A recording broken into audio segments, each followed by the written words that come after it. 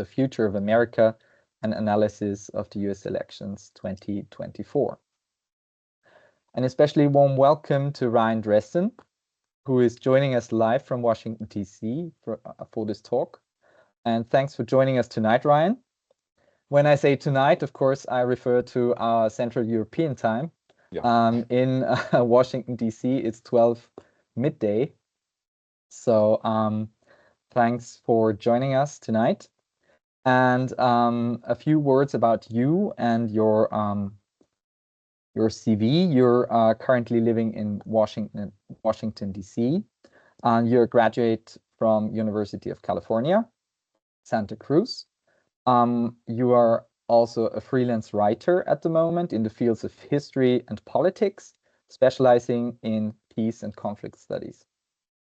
In this context, Ryan will also address some of our questions on the results of the U.S. elections in November at November 5th, and he will give us an insight into current developments and their significance for America and the world. So let me give you just a quick overview of what we're going to discuss now with Ryan. I will interview him, and you, of course, can also ask some questions for later on, where also Ryan is going to answer your questions as well from the audience. In part one, we will talk about the American political system in general. So Ryan will give us a brief overview about that. In the second part of our talk, we will speak about the outcome of the recent US election and what it means for the United States domestically. And in the third part of the talk, we will focus on the international consequences of the election on Europe and the world. So Ryan, I will ask you right now, can you briefly explain to our listeners, how does the American political system work, and what are the major parts in it, so to speak? Can you briefly explain it to us? For sure. So very important to the foundation of America is the balance of power through checks and balances. One of the often labeled phrases of the American Revolution is no taxation without representation. And to do so, the balance of power was put into place. In America, we have three branches of government: the legislative, the executive, and the judicial. The judicial branch interprets laws, the executive branch enforces laws, and the legislative branch makes the laws. Composing the legislative branch is the House and the Senate. The House is the lower chamber of American government, where each House member is elected to 2-year terms for 435 seats. And the seats are allocated by population, where every district in each state gets a seat. The Senate is the upper chamber. These are staggered 6-year terms for 100 seats, where every state gets 2 senators. The executive branch is the presidential branch, where they're elected to 4-year terms. They can only be elected twice to the presidency, and they're elected to presidency by electoral college victory. And the judicial branch is the Supreme Court, where they're nominated by the sitting president, and they have lifetime terms. So that means unless they choose to retire, they will sit on the Supreme Court as long as they want, for 9 seats. Okay, so this is the longest term, so to speak, in the political system of the United States. So you have the House of Representatives, who are elected every 2 years. Mm-hmm. The president, who is elected for 4 years in office, and the Senate, the senators, who are elected every 6 years, basically. Mm-hmm. So, and elections happen every 2 years, basically.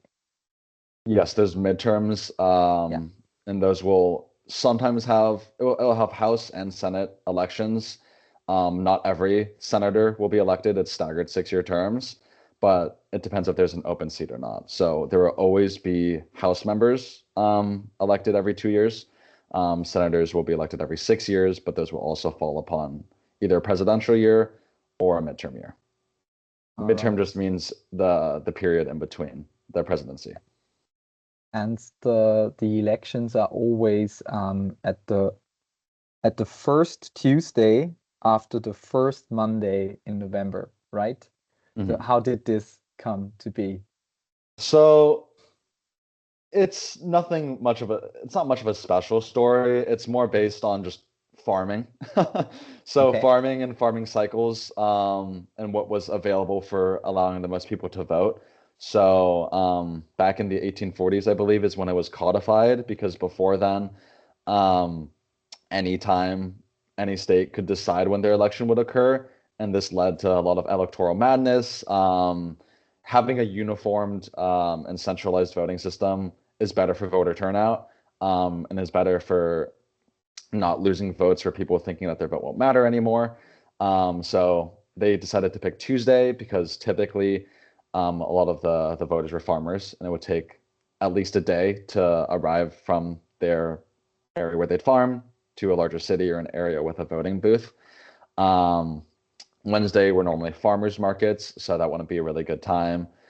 Sunday weekends weren't good because Sunday was typically a church day.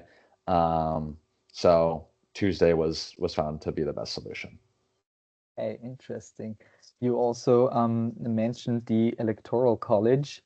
This is also a very historic part in the democratic process. The Electoral College consists of 538 people or electors who then get to elect the President of the United States. So how does this work?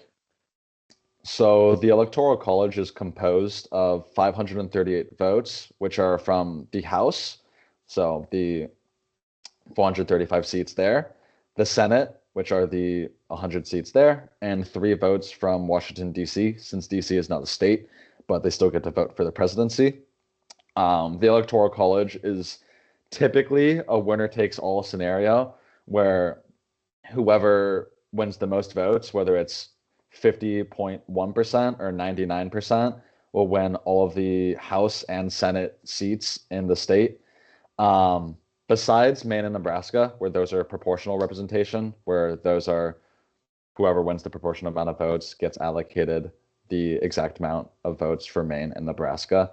But if you've heard the term row to 270, that just means whoever is able to get 270 minimum, which is the minimum needed to win presidency, will be elected to the presidential role, will be able to take office. You can win the Electoral College and not win the popular vote. That's typically how Republican candidates have been winning the presidency the past 20 years. So this recent election is the first time since Bush where a Republican candidate won both the popular and the Electoral College vote. Yeah, so because of the kind of discrepancy between the electors and the popular vote, this has been discussed in 2000 with George W. Bush elected, and also in 2016 when Trump won against Hillary Clinton by a margin of, I think, 2 or 3 million votes. So Yeah, I think Hillary it was around Clinton 3 million. actually won the popular vote, which for us, of course, as Europeans, is not really relatable because we kind of, in Austria especially, we kind of only have the popular vote in the presidential election, for example. Mm-hmm. But very, very interesting. Yeah. This was put into place.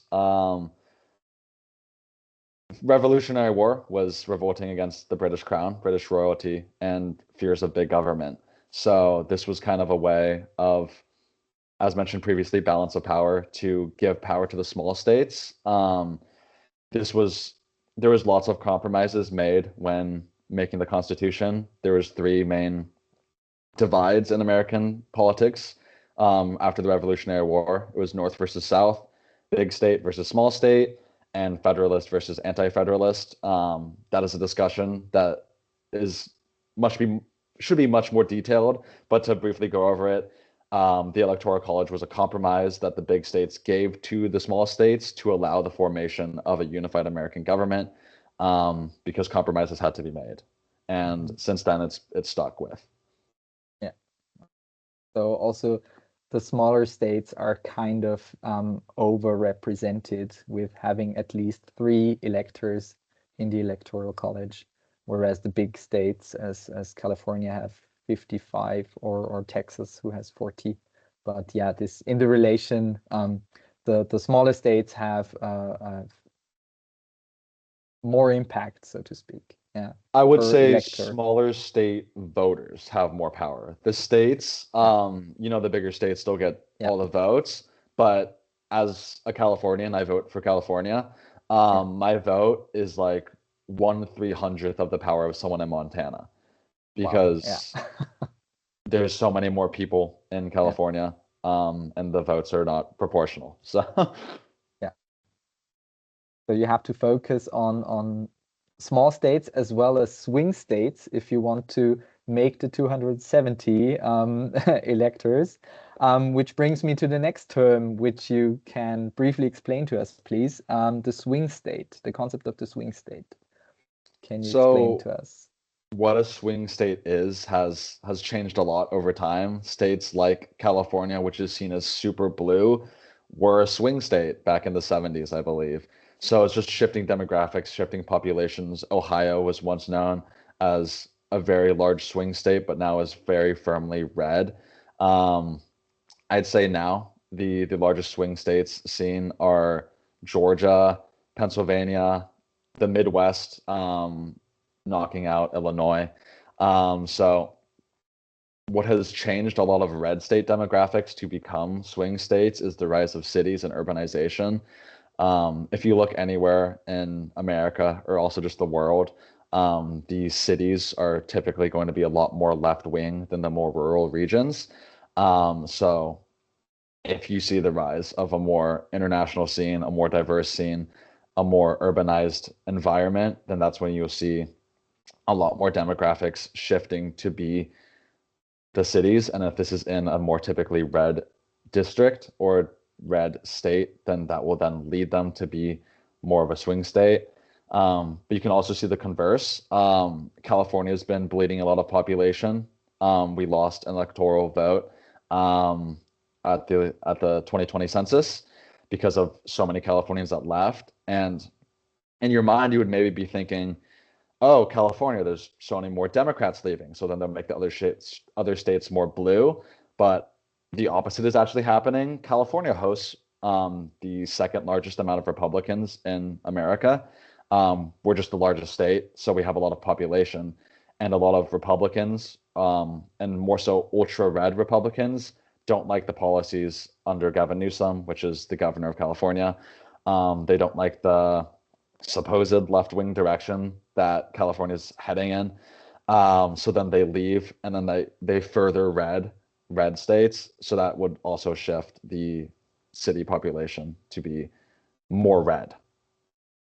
That's a very interesting development, because also in Austria you can see the far right FPÖ, the Freedom Party, gaining in rural areas, and the cities such as Vienna, Linz, Graz, the big cities in Austria, they are all rather red, so social democratic red, and green. So we also have a kind of similar development when it comes to city versus countryside. So Yep. interesting. To preface, yeah. red is right wing in American politics. I should have. That is an important yeah, point to make. because So the Democratic Party is blue, the yeah, Republican Party is red. and in our system it's the opposite. So the far right Freedom Party is blue, and we are the left wing, who is red. Yeah. But yeah, of course, I should have mentioned it. All right. So we are currently in a phase between the election and the inauguration of a president. So at the moment we have a president-elect, and the old president, so to speak, also in office. Why does it take so long, like 3 months, to inaugurate a new president in the United States?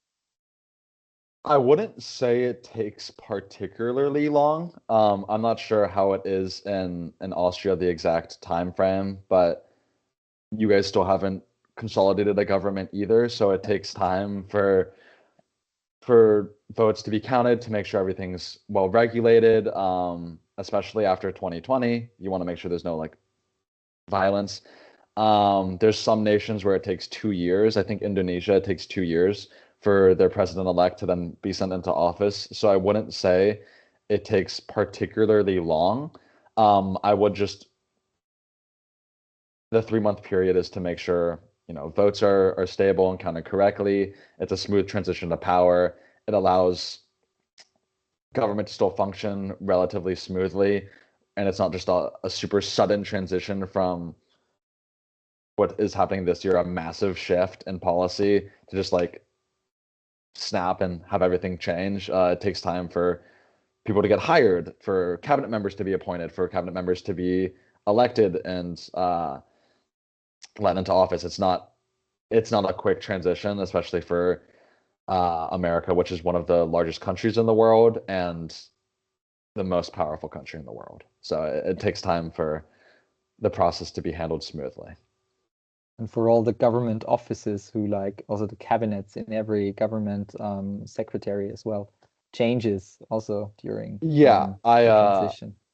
I interviewed for a position at the White House, and if I got that role and decided to take it, I would not be. I doubt that he wouldn't fire me, and even if he didn't fire me, I would have been kicked out. So it takes time to transition and have people's lives be changed, because there's definitely going to be a lot of people in the administration who are going to be looking for work. Yeah. All right. So this brings us to the second part of our talk, the outcome of the election in the US domestically.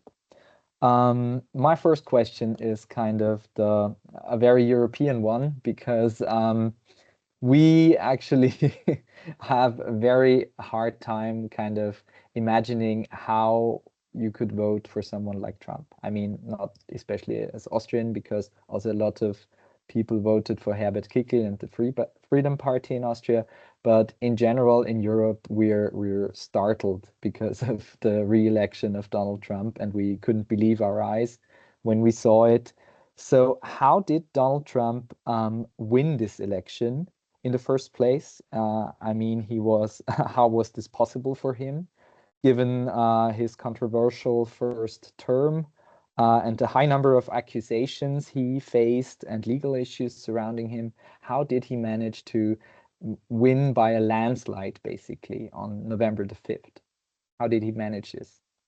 So there's millions of points that I could point to, and I'll go into a few of them. I'd say the easiest answer is no sitting party has ever won with the approval rating being so low. I believe it was over 2/3 of Americans believed America was heading in the wrong direction. And never in American history has the sitting party won after the approval rating being that low. Joe Biden was the would-be elect for a long time, and his approval rating was dismal, and no approval rating of a sitting president being that low has ever been elected to office. So I would say, the swap was very quick. There was no process to have a nominee for the Democratic Party. So there's arguments about whether Kamala really should have been the candidate in the first place. There's arguments about whether Biden stayed in too long or should have stayed in the race, so that there wasn't as much confusion. In my opinion, Biden staying in the race would not have changed the results. If you just look at the actual vote, the vote amounts, they're still not all tallied, but Trump won less votes this time than he did in 2020. So it's not like he got a bunch of new voters. In fact, the opposite. He lost voters. But the Democratic Party lost way more voters. I believe the Democratic Party bled 7 million voters as of now, and the Republican Party bled 3 million voters, which is a huge shift. I would say just Trump's populism. He doesn't bleed as many supporters because his supporters see him as a deity in some senses. There's a lot of hearkening back to religious senses. If you see his first assassination attempt, where it was kind of psychotic in the way how he immediately jumped up and raised his fist in the air, But that is a photo that'll be in history books of him getting shot, pumping his fist in the air with the American flag waving in the background. That's a hard photo to beat. It is very, I guess, American, in the raw sense of the word, to say that, like, if you're not thinking about Trump as a person, but you see this photo, it shows like grit and determination and resilience, which is really core to the American ideal. So that photo alone, I would say, just gave him a massive boost. If you look at the first debate with Biden, where Biden looked like completely lost, that greatly hurt the Democratic Party and caused them to shift to Kamala, which it's very hard for someone to, on a 6-month ballot, run an entire campaign. I would say if you just look at America and the world, young men specifically feel like outcasts. They feel like they were promised a world and it's not theirs. Whether this is rightful or not, that is to be debated. But Trump has gotten a lot of the broy young men. If you look at the top podcasts on Spotify in the world, it's Joe Rogan, it's Tucker Carlson, it's right-wing adjacent or far-right-wing commentators. He appeared on all these podcasts.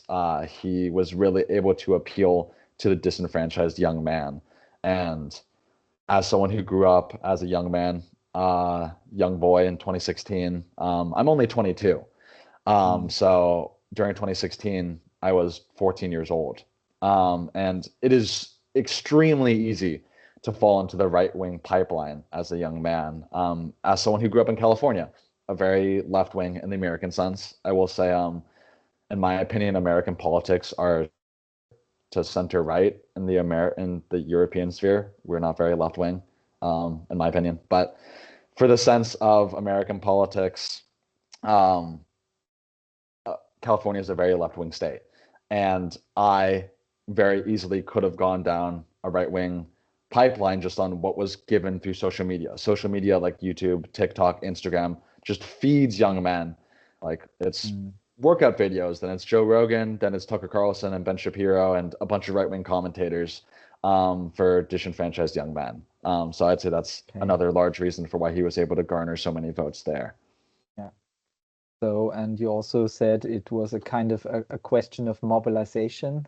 So Trump really mobilized his followers more than or better than the Democratic Party, and especially, of course, female Latino voters kind of lost faith in the kind of the Democratic Party or the establishment and the presidency of Biden and Harris.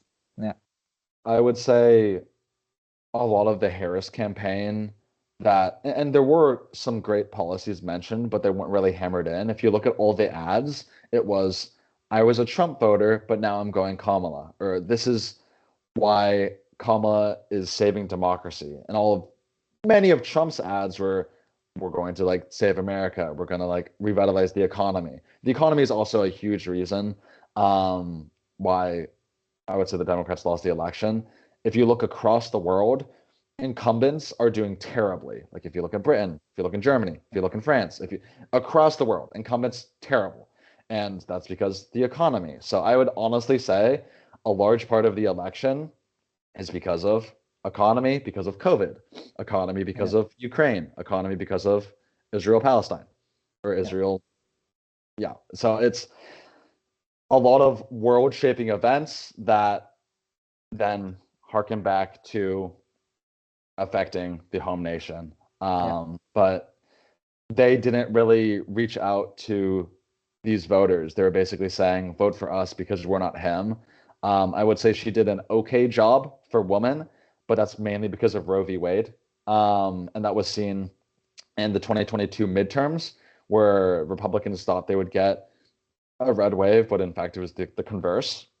There was a massive blue wave, and I think the Democratic Party got cocky. They got high on their britches. They really thought that everyone was really anti-Trump, and they saw that the elections of 2022 and use that as evidence for why they wouldn't necessarily have to go out and grab as many new voters. I also think, and this is more personal opinion than statistical, but she ran to the right. She decided to get figures like Liz Cheney, and prominent like Bush representative Republican heads to be speaking with her, which I think disenfranchised a lot of voters. I think I was really disappointed after a lot of the points she made about building up a wall, which was Trump's border policy in 2016. I think the Democratic National Convention was terrible. I think her points there were terrible. And I'm someone who voted for her. I'm someone who did phone banking for her. I've been a very avid member in trying to advocate for the Democratic Party. But I am not happy with how she ran her campaign. I think Tim Walz as her candidate is great. I think he has some very great policies that he enacted in his state of Minnesota. He's the governor of Minnesota. But she ran to the right, and I think that hurt a lot of the progressive base, especially in swing states like Michigan and in Wisconsin. So in those regions where there was tons of progressive youth, and maybe her stances on Israel-Palestine, maybe her stances on Ukraine, her stance on the border and migration, I think her stances there were terrible. And I think a lot of voters felt that as well and decided to not vote, which is why they bled so many voters. So it was less voters going to Trump and more the Democratic Party having a massive shortage. Okay. So she tried to kind of take over the right-wing policies of Republicans in order to appeal to them, but they did not change their vote. Yeah, I so mean, to if you're speak. Yeah. if you're talking right-wing talking points, then you're going to go and vote for the Yeah. right-wing candidate. Of course, yeah. Because we also in Austria have this kind of discussion within parties. Should we like also enforce right-wing policies, also in our own party as well? But we then say, well, if a voter has this issue with this kind of topic, he's going to vote for the Freedom Party anyway, and will not kind of decide to vote Social Democrats, for Yeah. instance. So we also have these discussions also in our own party. All right. We also spoke about the economy in the words of presidential candidate Bill Clinton. It's the economy, stupid. Yeah. In 1992. What does this result kind of mean? Another Trump presidency for the United States politically, socially, and economically in the states, basically. What are the policies enforced by him in the next 4 years? So it's hard to predict in certainty. It's impossible to say anything. I would say there's going to be a large shift to politically. He's going to try to put as many judges in the lower courts as he can that are Trump judges, Republican judges, but specifically Trump loyalist judges. If another Supreme Court member passes, or maybe he'll pressure Clarence Thomas, which is a sitting Supreme Court member, to retire. He'll get another young member to have lifetime tenure over the Supreme Court. So I think he's going to really try to hammer in. Supreme Court is going to be his biggest goal, and courts, because those are the people who make the laws. Those are the people who overturned Roe v. Wade, where in 2020, under a Democratic president, Roe v. Wade was overturned. Unfortunately, a lot of Americans don't necessarily understand the judicial system, where they're saying like, oh, how can Roe v. Wade be overturned when we have a Democratic president and he likes Roe v. Wade? Well, it's not up to him. It's the courts that do that. And if he's able to have more Republicans, more Trump Republicans, more MAGA Republicans on the Supreme Court, they will further shift the political lens to, I would say, less rights, more restrictions. Economically, there's been lots of talks about tariffs. I'd say that's the biggest goal for Trump, alongside likely tax cuts for large companies, large corporations. If you look at who congratulated him on his presidency, it was one of the people who was a very big vocal advocate, Elon Musk, who is also in a new section that was just created called Doge. So there's going to be lots of questions about the legality of having someone like Musk, who has a lot of government contracts already, working directly within the government. There's going to be like if it's possible monopolistic in senses.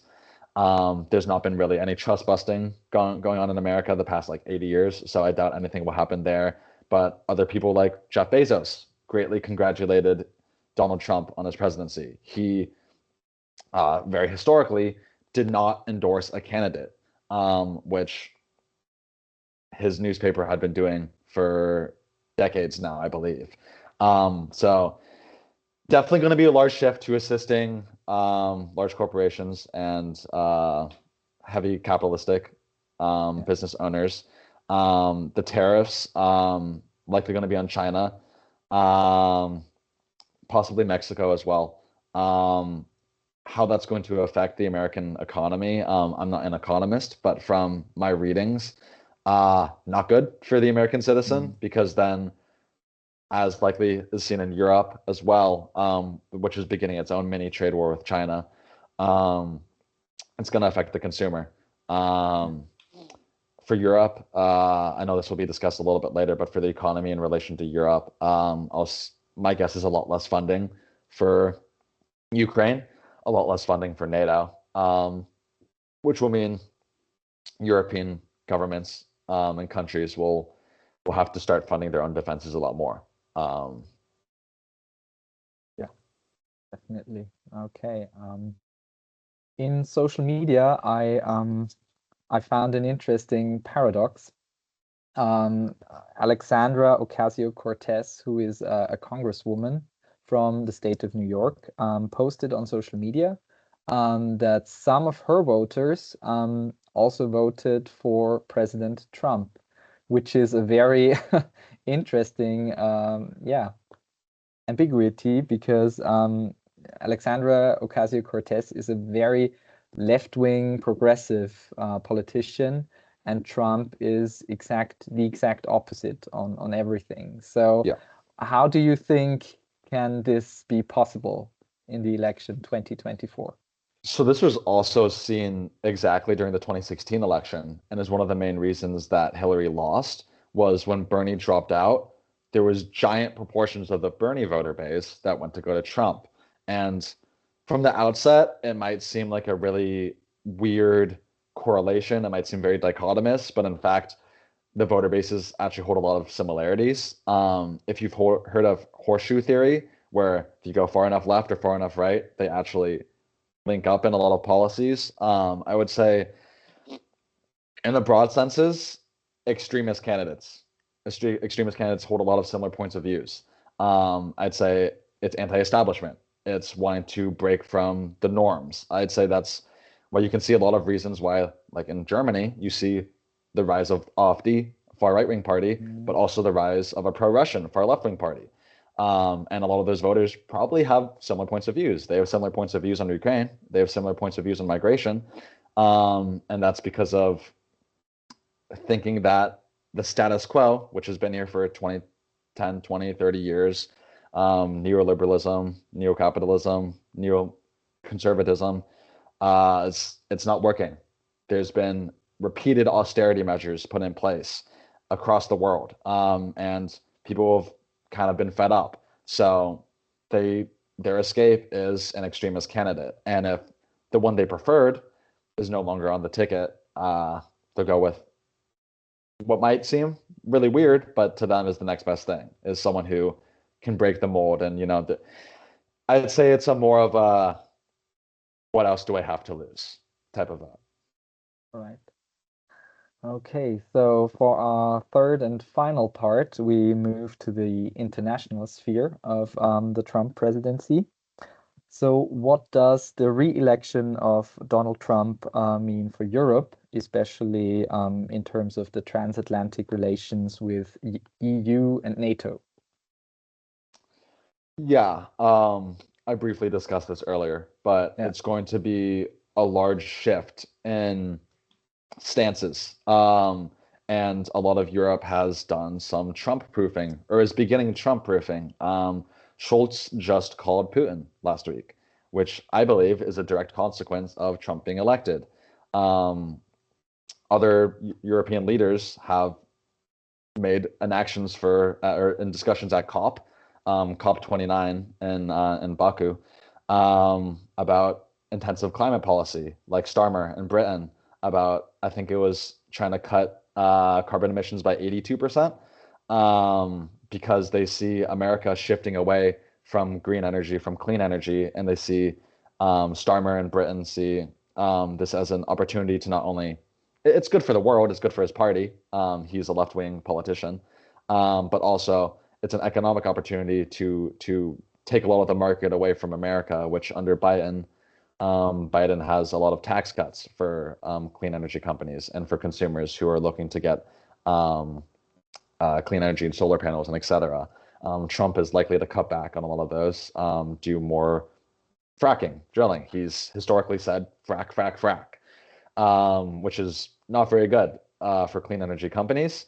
Um, so nations, I believe, will in Europe will likely try to transition even heavier into clean energy to try to take away market that America has been able to garner the past 4 years. But there's also, a great trepidation of the American military pulling out in regards like NATO. I He did make some talks about completely pulling out of NATO, and there's been discussions about uh, we will not protect people who do not do their who pay their proper dues. Um, I don't. I'd be surprised if he pulled out of NATO. I will say I am more worried for my European friends than I am as an American, just because it a Trump presidency, in my opinion, will affect Europe a lot more than it will affect me, at least in the geopolitical sense. Economically, presidents only have so much control over the economy, but geopolitically, they have a huge, huge deal. I'd say the biggest impact for me and the world is he is 100% going to pull out of Paris. He did that in 2020, right before he left. Biden, the first thing he did when he got into office was get back into Paris.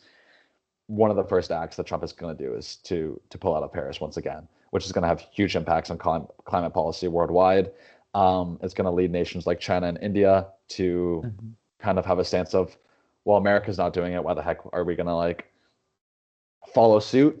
Malay in Argentina, the leader of Argentina, has already made discussions about pulling out at COP. He talked about pulling out of Paris. He's a leader who believes that climate change is a hoax brought on by the liberal elite. So I think a lot of Trumpian leaders are maybe going to follow suit. So in nations that are extremely clean energy, extremely green, like the Netherlands, might have some converse climate policy with their largest party, led by Geert Wilders, being called the Trump of Europe, or at least the Trump of the Netherlands. So I think it'll have very radicalizing effects of allowing Trump-like figureheads within Europe to have Trump-like policies, take more victories, but also give some opportunity for left-wing parties to try to gain ground. Okay. And you mentioned the war in Ukraine. President Biden recently allowed Ukraine to use kind of very big rockets to fire upon Russia. Does this kind of have something to do with the fact that Trump might stop funding Ukraine and the war will be lost against Russia? 100%. There's large worries. I know multiple people who work in Ukraine think tanks here in DC, and their entire discussions the past 2 weeks is a policy shift. They're not going to be out of jobs, but you can't just end a war in a day, no matter what he says. That's not how the world works. Even if he's able to make a peace deal, that's not how it works. It's not like Ukrainians are just going to stop fighting either. But there's plenty of worry within the Biden-Harris administration, within the Democratic Party. And Ukraine has largely been bipartisan. There's been large members of the MAGA party who are outliers in trying to fund Ukraine, but largely it's been bipartisan in the support for Ukraine and the funding. But Biden's move for large missiles striking directly within Russia, I'd say the biggest deal is that he's allowing them to strike within Russia. Before it was to be purely like defensive, but now it's more offensive measures. So maybe he's hoping that an offensive like Kursk, which occurred, I believe, 2 months ago, where they can push further into actual Russian territory can be made. So then either a peace deal where there's trading of territory, or maybe some lines can be drawn. But I mean, going back to the Scholz discussion with Putin, Putin said that the world must realize the geographical reality that is today, that is the borders of today. And the reality is, if you look like how Crimea in 2014, you can say it's Ukrainian. It's technically Ukrainian under international law, but it's really Russian in all senses of the word. So I do think Trump will do his best to start funding less. I don't think the war will be over in a day or two, but I do think there will be a lot more discussion with Putin, as he's already had. Yeah. He's had discussions with Putin before his presidency. He had one with Elon Musk, which is kind of a conflict of interest because Elon Musk has sent support. He sent Cyberlink, I think that's what it's called, to Ukraine. Yeah. So it's going to be a very interesting time, for sure. Oh, definitely. And he's definitely not going to end the war within 24 hours, we can say so. Yeah. No. All right. So the last question concerns the traditional role of the United States as a global leader, so to speak. Do you think this will change during the next term of President Trump? I think there will be a large shift away from Europe and towards Asia and China. I think global leader is up in arms. It could be his entire line is "Make America Great Again." It's bringing jobs to America. It's doing things for America. I think if you look at places like Israel, he's definitely going to keep supporting Israel. Benjamin Netanyahu strongly congratulated him immediately when his presidency was confirmed. So I think if there was voters thinking that they'd vote for Trump because the Democratic Party is supporting Israel, it's not going to change under Trump. If anything, there's going to be more support. But definitely a large shift away from Europe, and there's going to be a lot more discussion against China. He's very anti-China. If you look back to COVID, he made lines like the Kung flu when referring to the coronavirus. So a lot more heavy restrictions on China. We'll see if there's more aid to Taiwan. Trump historically has not been a super give more aid type of president, but microchips are the future. Microchips are extremely important, and Taiwan produces, I believe, 97% of the microchips used by America. So they are a necessity for America. Europe, at least in Trump's view, I would say is not a necessity. And we'll see how his discussions go with North and South Korea. He's had a tenable relationship with Kim Jong-un, but I think it's more of a strongman approach. Trump is going to do his best to lead through power, lead through strength. He might use proxies like Israel, might use South Korea or Taiwan as forces to try to further American power within the region. Mm. He, I believe it was 2019, pulled out of the Iranian nuclear deal, which had been had been going on for like 20 years over multiple different administrations. So I think if there's a nation that Trump doesn't like, he's going to do his best to put his thumb on them and make them squirm. And Iran right now is going to be likely in a lot of turmoil. Their Shah is extremely old. Their next in line of power died in a helicopter crash earlier this year. So I think he's going to put more pressure on Iran. He's going to put more pressure on China. Russia, I think, is unknown. With his relations with Putin, are people say he's like a Putin ally. I wouldn't say he's a direct Putin ally. I think those are strong words. But I wouldn't say he's a Zelensky ally either.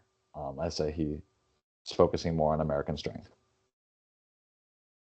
All right. So they're not so good outsides for Europe and No. the in the relation with the US, but we can close on a positive note because Trump has been recorded saying that this is definitely going to be the last time he's in term for president.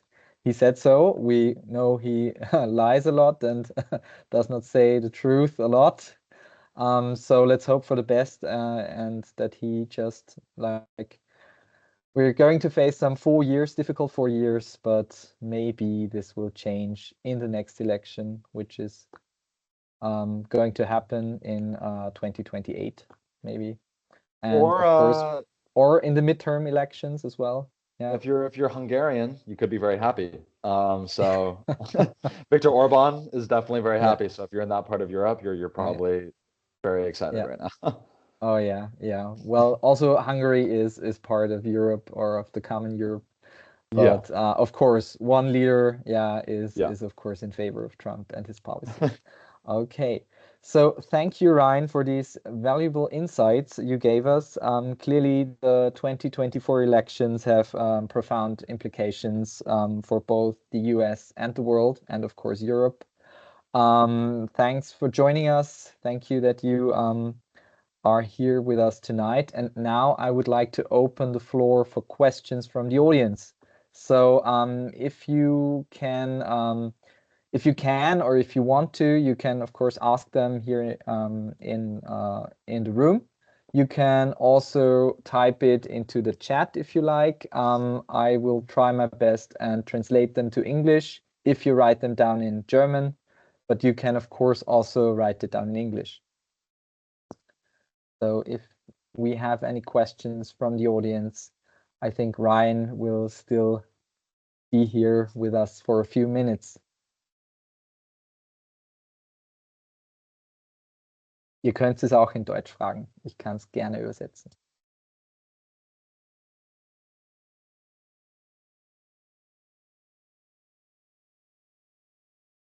Okay, if this is not the case, then we can thank you again, Ryan. Thanks. And of course, we can also talk about Austrian politics later on, or find another date where we can talk with you about Austrian politics and the recent developments around the national elections and our government forming here in Austria. So, all right. Thank you and good night to all of our listeners. And yeah, we will have some more online Werkstätten to other topics as well. So see you soon. And thank you also, Nicole and Iris, for organizing this. And yeah, have a nice evening and see you soon. Dankeschön. Dankeschön. Okay. Thank you.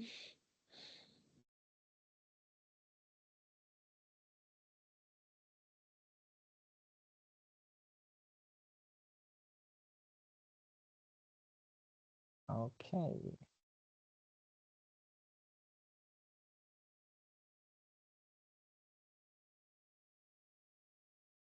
All right. So Ryan, if you like, we can answer you some questions on Austrian politics right now, or Okay. we can also make a date Sure. where we meet again, find a date where we meet again online.